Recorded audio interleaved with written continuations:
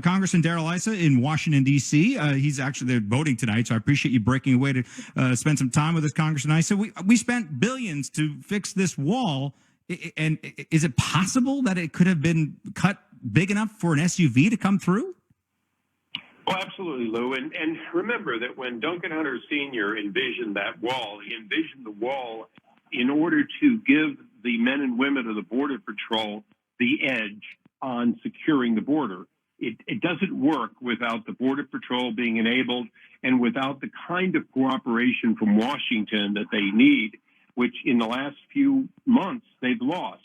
The volume coming through the border, the number of people rushing the border, the problems they're having have eliminated the ability to put enough Border Patrol agents along the border to detect when these kinds of cuts and activities are occurring.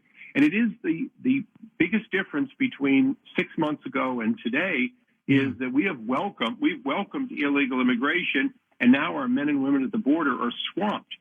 Every time a large group shows up and said, I talked to the Border Patrol folks today, every time a large group shows up and says that they want their amnesty, they're here for asylum, what ends up happening, this vast number, thousands of, a lot of them being young people, 17, 18, 19, that means that Border Patrol agents are tied up getting them through the process instead of standing those posts. And it's beginning to show with these kind of penetrations, and it's only going to get worse.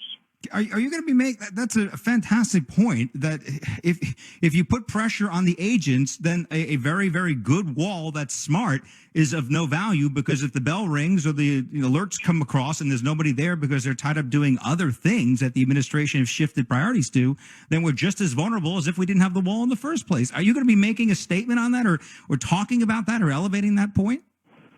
We are. It's happening so fast with the change. And as you know, the administration is saying it's not a crisis, it's a challenge.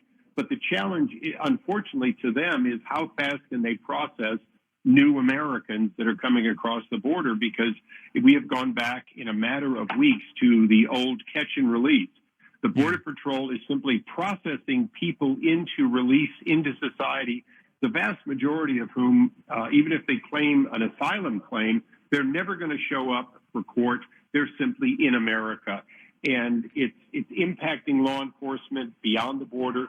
And, of course, it's impacting the immigrant communities who now no longer have the kind of security that allowed them to operate safely as new citizens.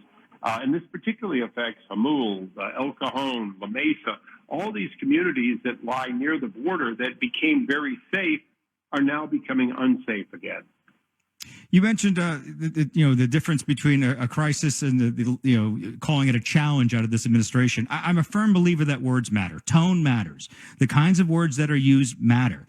There is definitely a change of tone with respect to border security. Is there any sense that the kinds of words that this administration is using are causing more pressures on the border? I mean, do they get it? Do they see the cause and effect of the language they're using? Oh, they absolutely get it. But again, it's a challenge for how fast they can process people into America. It is no longer a challenge to secure the borders. The men and women of the Border Patrol and ICE are dealing with that every day. They're crying for help. Their union leaders who are allowed to speak freely have been.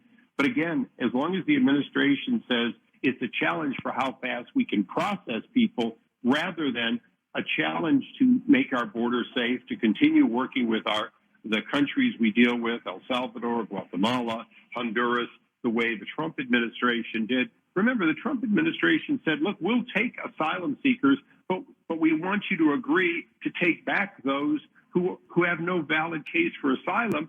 They agreed to do so, and this new administration has just negated all those agreements to take back people who, in fact, are falsely claiming asylum, and they're simply trying to jump to the head of the line ahead of millions of people who stand for years waiting to come to America legally. U.S. Congressman Darrell Issa, thank you so much. Good to borrow you for just a quick second on a Wednesday night there in Washington, D.C. We'll talk with you again. 800-600-KOGO, 800-600-5646. Well, look, Issa makes a strong point. If you change conditions in which what Border Patrol agents are supposed to be doing, then a fortified wall that is a smart wall that, even if it's cut, and alert you exactly within, I don't know, a quarter of a mile of where the breach occurs, is of no value because you got Border Patrol agents busy doing other things, or under a tremendous level of pressure because many people are trying to breach the wall.